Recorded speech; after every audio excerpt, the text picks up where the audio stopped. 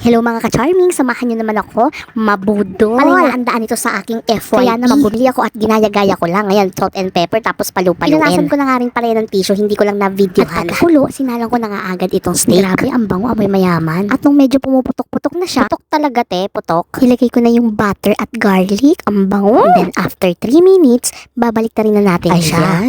Medyo madugo-dugo pa, pero ganyan daw yung medium rare. Ang bango talaga, tsaka ang laki niya. Pag daw napasobra yung minuto ng lutong mo, matigas na daw to eh. Sige nga, hiwain na natin. OMG! Nakakapanglaway talaga. Tikman na natin. Gawa rin nga pala ako ng mashed potato. In fairness, ang lambot ha.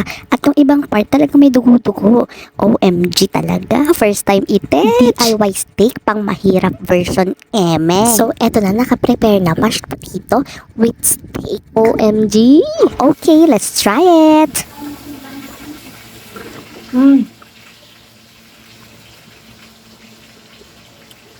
Ang sarap. Makalabas yung buto.